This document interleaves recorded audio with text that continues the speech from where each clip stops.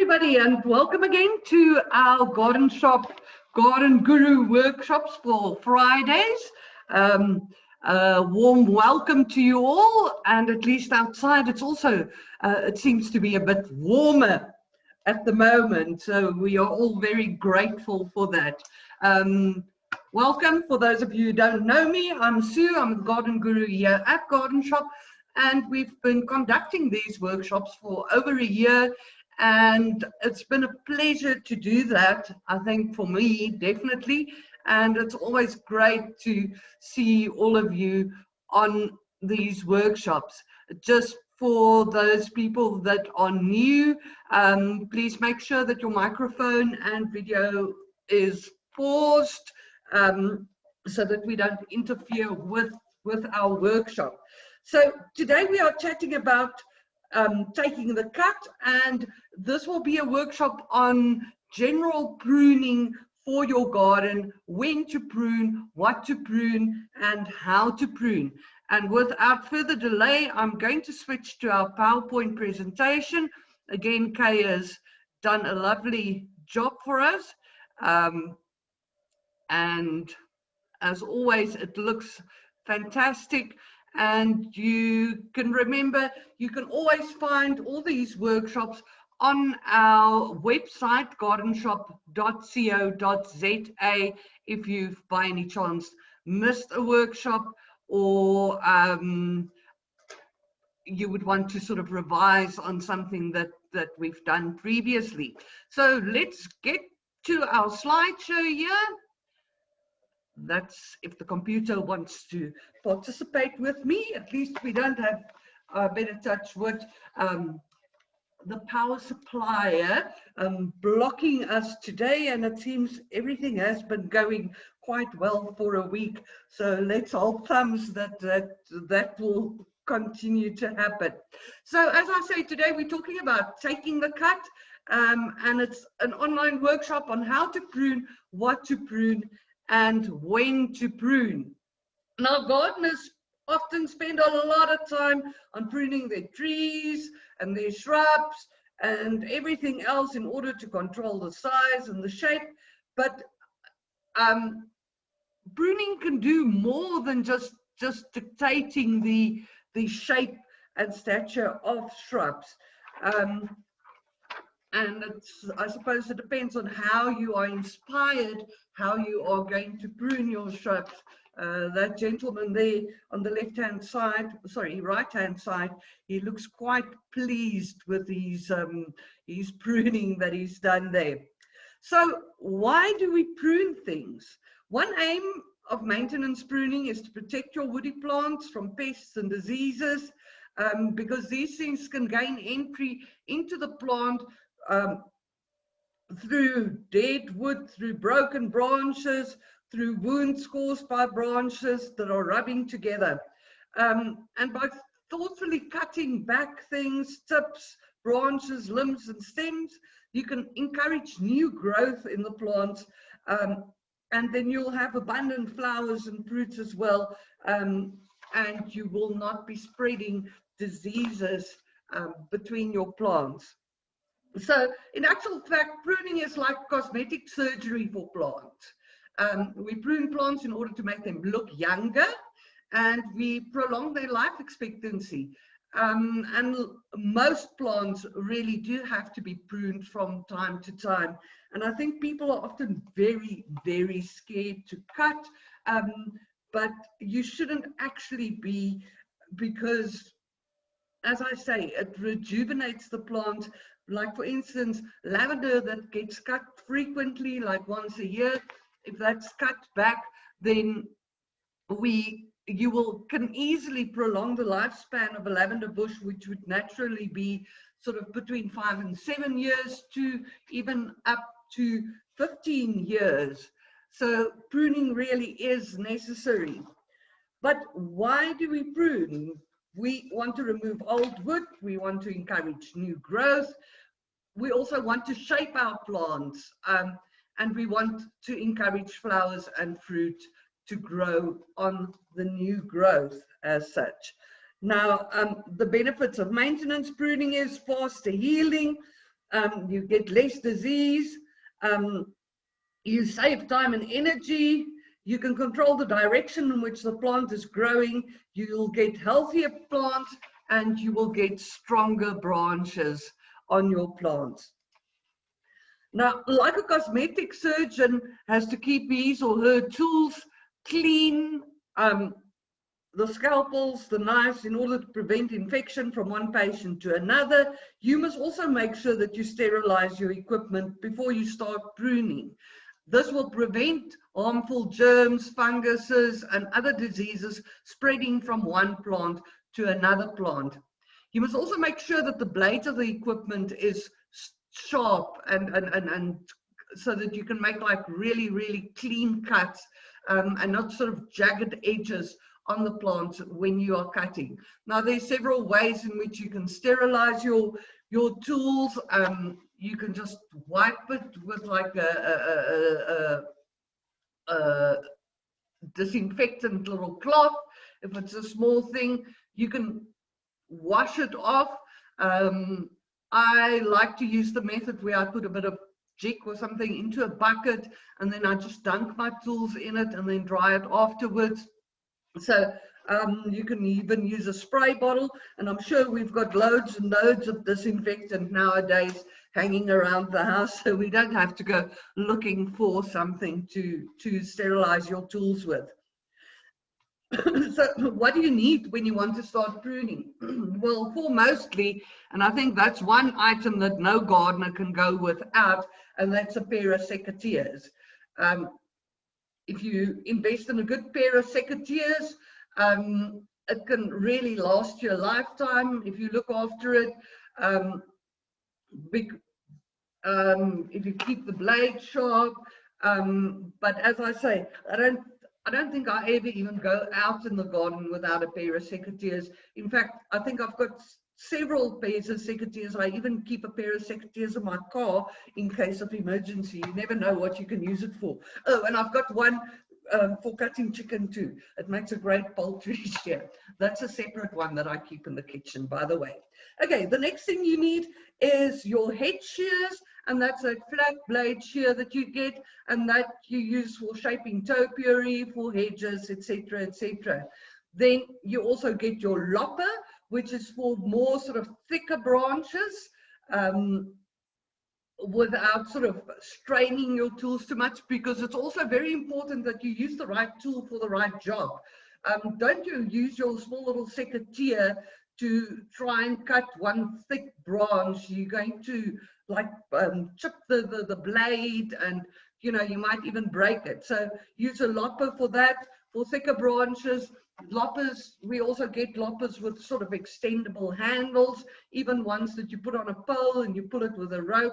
Some loppers have bigger sort of beaks than other loppers, but like secateurs, or like most secateurs, it's also a bypass type of a pruning instrument where the blade passes past the other one, basically the flat blade that is not sharpened, and then you've got your sharp blade that sort of cuts into the wood.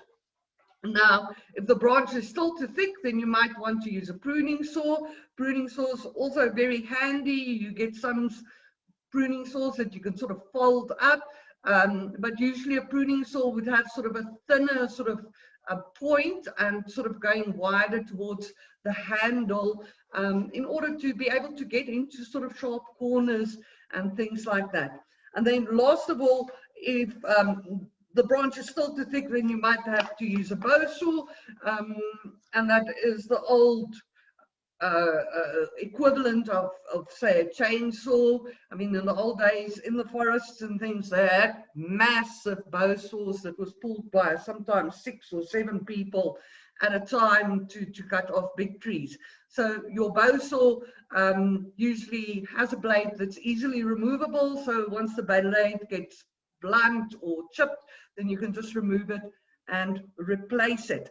So those are your basic tools that you need for pruning. And that brings us to the actual pruning itself. And people always find it very confusing when they've got to start pruning, and they're really scared about pruning. and they don't know where to start. But it's actually very, very easy if you remember these 3 points. The first one is when to cut what, okay? And then what to cut and where to cut. So it's the 3 W's: when to cut, what to cut, and where to cut. So let's start with when to cut. Most deciduous plants, that's plants that lose their leaves in winter, should be pruned while they're dormant and have no leaves, because it's easier to see your branch structure first of all that way. It's also less stressful for the plant because the plant's metabolism is lower, and in winter you also have a reduced risk of pest and disease infections. You usually prune these plants by the end of winter. That would be like middle July to middle August, because you don't want to stimulate new growth too early, and then the new shoots come out and they might still be damaged by the frost. If the plants are cold sensitive, if you've got anything like, say, fuchsias, for instance, then you wouldn't prune them this early. You would actually wait until you're sure that the frost is gone, and then prune them, because these plants are actually protected by the sort of leaf cover as a sort of a blanket during the winter time to protect the plant from cold. Now, some plants like Mayflowers and Wisteria, and I do love both of those, flower abundantly in spring. And that tells me that you can't prune these plants before they flowered, because if you prune these plants sort of at the end of winter, you're going to cut off all the buds that's supposed to be going into flowers. So with these type of plants, you would wait until they finished flowering and then you would cut them back. The other thing that you can also prune towards the end of winter would be your flowering perennials. That's things like goras, your bush daisies, all of those type of plants. You can prune them right back after winter, and they will make very nice new shoots. Again, be careful not to prune the flowering perennials that's going to flower early in the season, like, say, for instance, clivias. Wait until they've finished flowering. And the plants that are cold sensitive, as I say, plants like fuchsia, for instance. Now, the next question is, we're still on when to prune. Maintenance pruning you can do basically all year round. You can do that throughout the year, but do avoid doing maintenance pruning when it's very hot in the middle of the day in summer, because that puts the plants under stress, and you also get too much moisture loss, and it might cause wilting and damage to the plants. So if you like pruning hedges, or, as I say, just shaping your trees, etc., those you can do throughout the year, but avoid sort of very hot conditions to do that in. Now, the next question is actually, what do I prune? And I think that is the thing that mostly confuses people, because they're always too scared that they're going to cut off too much. Now, first of all, whenever you are pruning, you must cut out all the dead and diseased material. You don't want anything that's got any infection, any disease, any fungal infection, any borer or anything on it to stay on the plant. You would cut that away entirely, and you would usually cut that away at least 5 centimeters into normal and healthy growth. You find this a lot with roses, for instance, where that borer sort of goes into the branches. So make sure that you cut those rose branches right back until you see clean and healthy wood on the plant.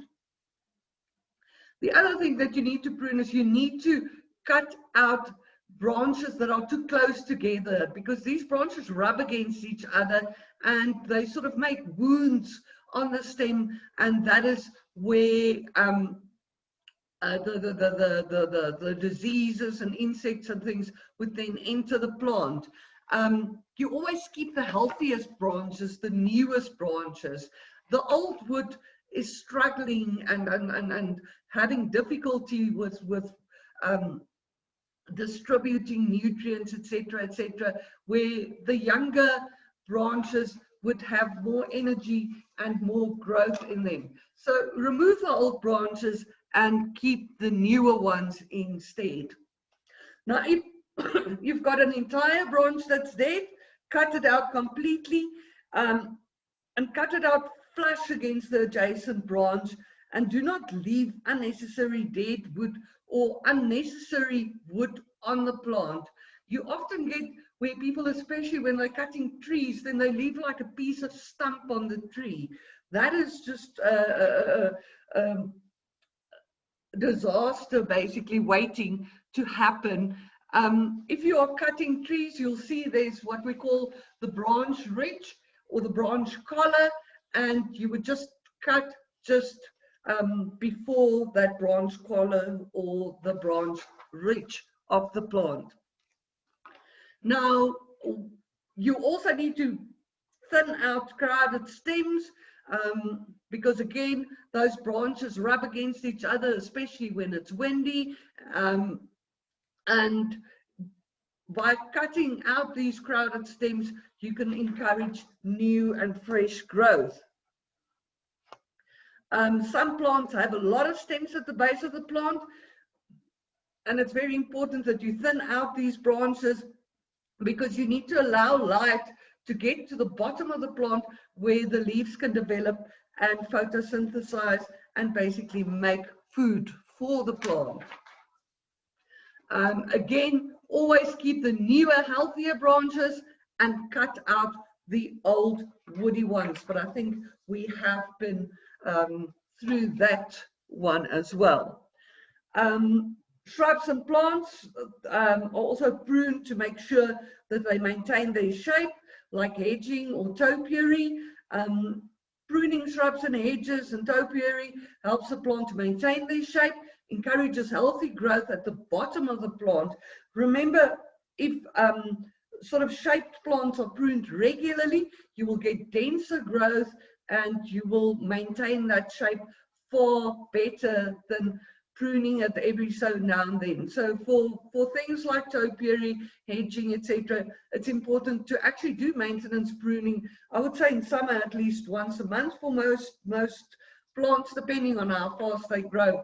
An interesting thing too is when you're pruning hedges, slant the hedges towards the bottom at a slight angle, so that the bottom is slightly wider than the top.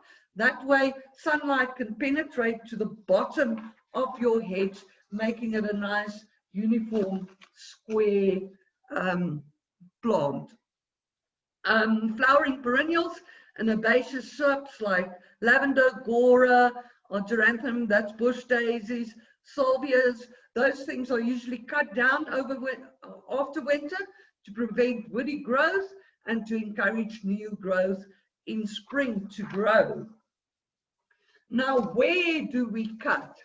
Now, basically, if you're cutting singular branches, and I'm not talking about if you're cutting like flowering perennials back, etc., it is very important to know how to cut.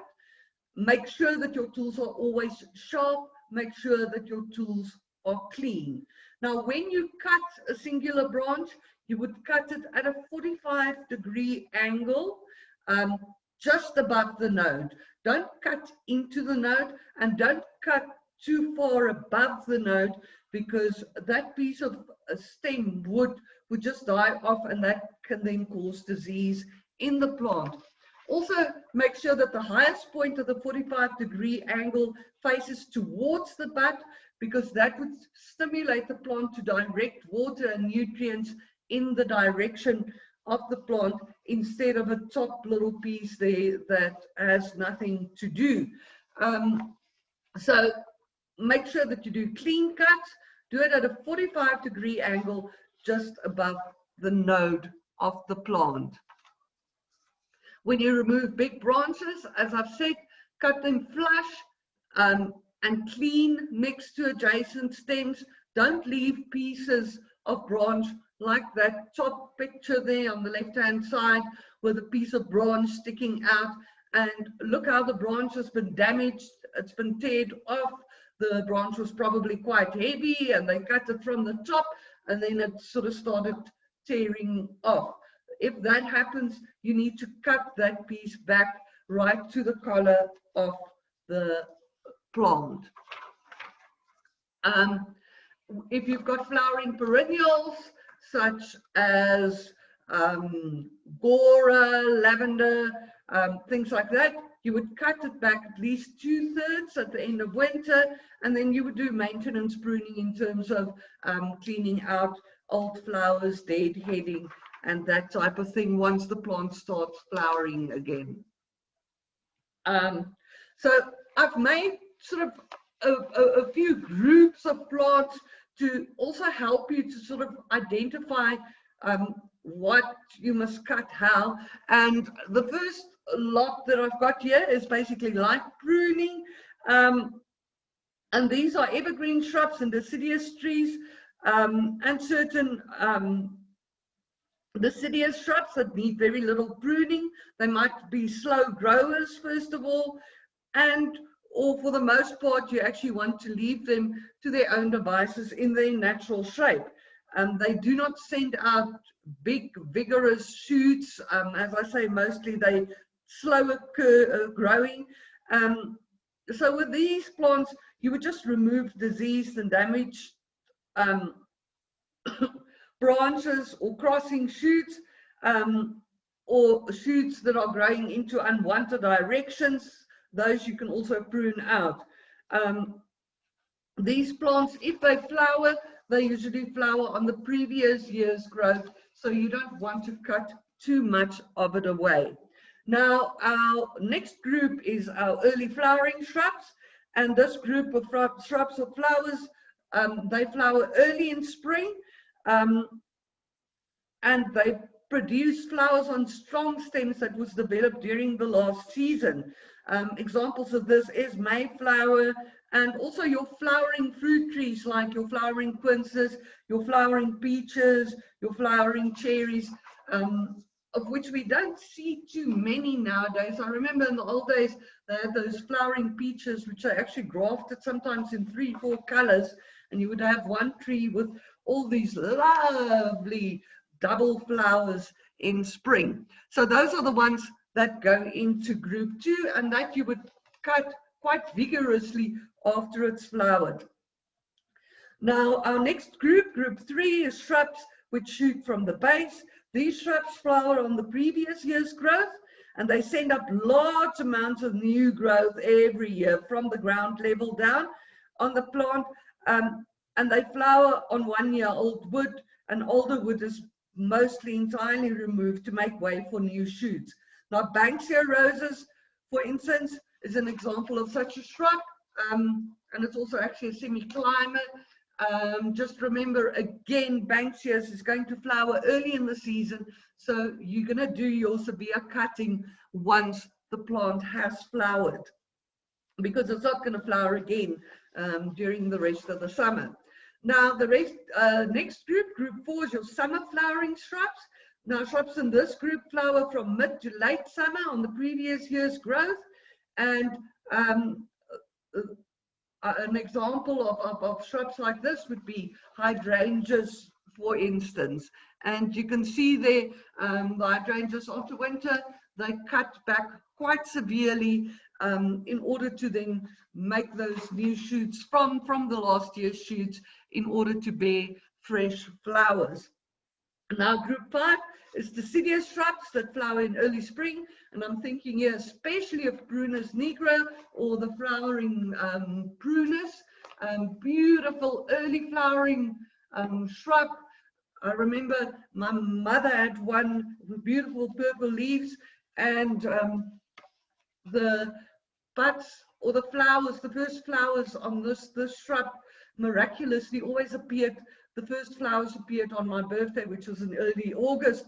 So these ones, you can prune them back quite hard after winter, after they have flowered.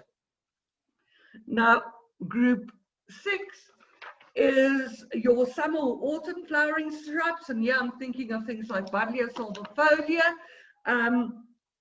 They flower in late summer or autumn, and they produce flowers that end in the current season's growth. So all that growth was basically made during the since the past winter, and usually you would also cut these shrubs right back after winter to encourage new growth and to make new shoots for the flowers to appear on in winter, in late summer to autumn.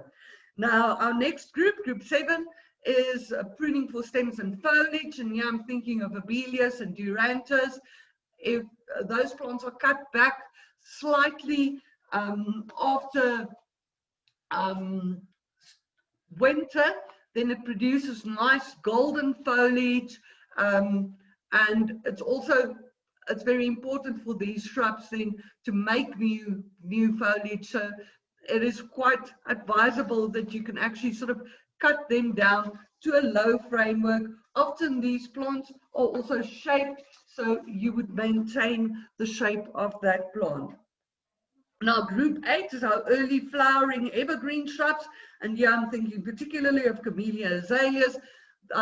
These things are usually slow growing, and they don't really need much pruning, apart from deadheading from time to time. They're going to flower early in spring. As I say, they're going to grow slow, and here you would usually just prune them if you want to shape them or for a diseased material that you would cut out from these plants. Now group 9 is our late flowering evergreen shrubs, and yeah, I'm thinking of things like escalonias, our hebes, even rosemaries. It's a group of evergreen shrubs, and they bloom in late summer, autumn on the previous year's current growth, and they need very little pruning apart from shaping. You can prune them lightly or remove unsightly shoots in mid to late spring, but not too much after that, because then you will cut away the flower buds on these plants. Group 10 is our evergreen shrubs, and they also flower on the previous year's growth in spring or early summer. And examples of this is plectranthus, lavender, even thyme, and these plants you can actually sort of cut it away quite a bit after winter. Group 11 is our vigorous climbers. Yeah, I'm thinking of things like honeysuckles, your Boston ivies, your star jasmines, even your jasmines. Just remember your jasmines, they flower early spring, so you don't want to cut them too early. You would wait until the flowers have died off, and then you can cut it back. But you might need quite a lot of trimming on these plants to sort of keep them in shape in terms of your space available, and they might need quite regular pruning in order to let them maintain their shape and not to get out of hand too much. Now, group 12 is our moderately vigorous climbers, and I'm thinking here of things like Bougainvillea, also again slower growers. They are a bit easier to maintain, but again, you are going to need a bit of maintenance pruning on these. Bougainvillea, your Ticamerias and Plumbagos, those you can actually sort of cut back quite a bit after winter. For Bougainvillea, I would actually do maintenance pruning throughout the year, because they tend to make quite a lot of sort of shoots all over the place all the time, but they flower in early spring, so you don't want to cut off all the flower buds. And then our last group here, and that is our wall-trained shrubs. And yeah, I'm thinking especially of things like espalier. Some people even grow bougainvilleas sort of flat against the wall, or your camellias can be grown like that, your pyracanthus, and that's where you're actually sort of shaping the plants against the wall, and they will require annual pruning to keep them in check. You need to take out the side shoots to shorten them. You need to take out all the wayward shoots growing away from the wall, and you want to try and keep the plant as close to the wall as possible. Now, as I've said, it's very important to sort of keep your pruning equipment in tip-top shape. And I found a short video on YouTube on just how to sort of at home make sure that your secateurs, your pruning shears are clean and sharp. So I'm going to share that little video with you now.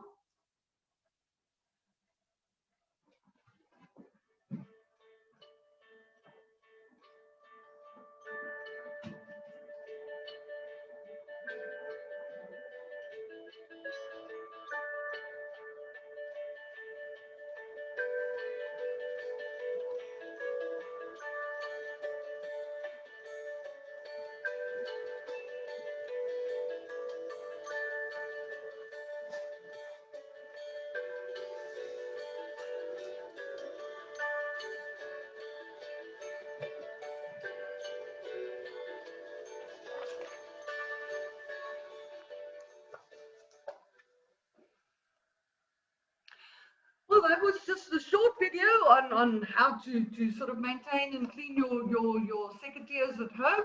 I hope you found that useful. I think it was quite good.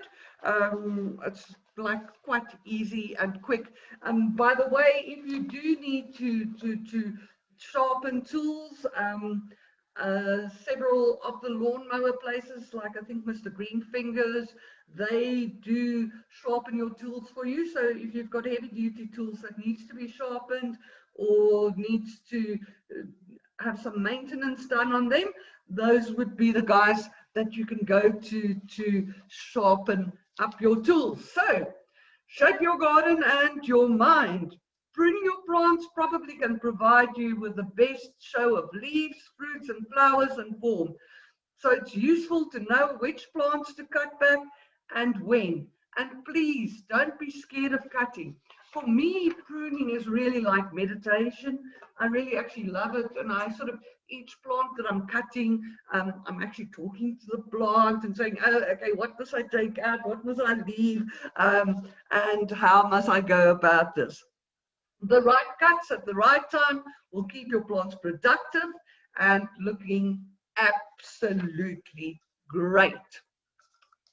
So that's our general pruning workshop for today. And next week we shall do a bit more. We shall do a workshop on a bit more specialized pruning, and we're going to talk a little bit about rose pruning next week. So for those of you with lots of rose bushes, you're welcome to join in, and everybody else, even if you don't have roses, you might feel like wanting to prune your neighbor's roses that's growing into your yard. That's what we will be talking about next week. And just before, and I'm sure you're all sitting at the edge of your seats waiting for the competition, because this week we've got a citrus, a little citrus tree, a grafted tree from Tubiflora that they've sponsored for us to give away as a prize today. And we're going to be doing the draw anytime now. Doris is sitting here already. I don't know if you can see her, but we'll switch to that screen just now. Just upcoming courses and workshops. We've got a rose pruning workshop at our Bryanston branch at the 10th of July. If you're interested, let me know and I can book you.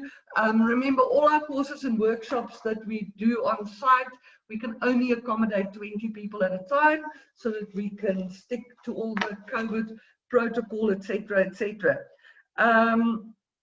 We've got our online gardeners course, which is starting on the 11th of July.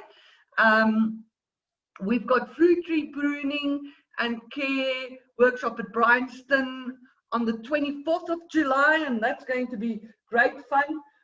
There's a lot of fruit trees there to be pruned, I can tell you. So if you want to join in for a fun pruning session, that would be the one to come to.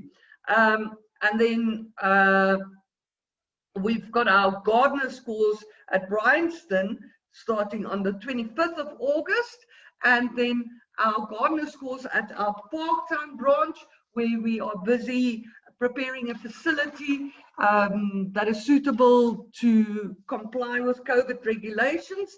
So our first course there, the inauguration course for Parktown, post-COVID, will be on the 24th of August. So if any one of you are interested, send me an email, and I can send you all the details regarding these courses and workshops.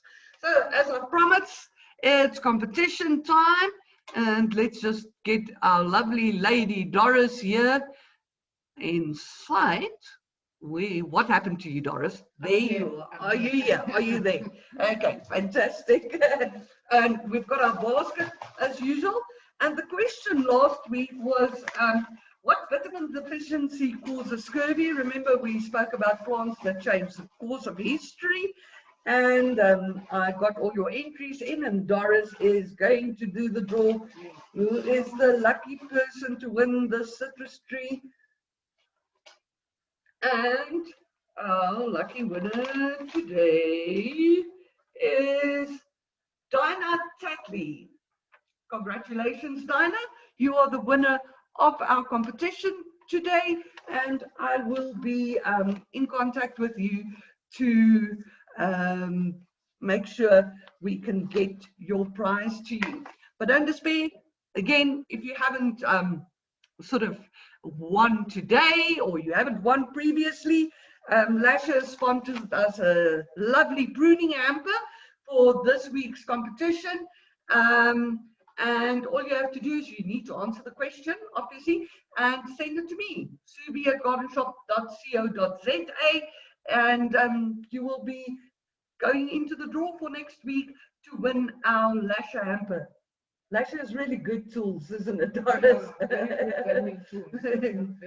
Yeah, and they're actually a South African company, and they've been making tools for the South African gardening market for over 70 years. Can you believe that? So really a lovely product, and definitely a South African product that we can be proud of. So the question that you need to answer today is, why is it important to sterilize your pruning equipment? So I'm just going to repeat that. Why is it important to sterilize your pruning equipment?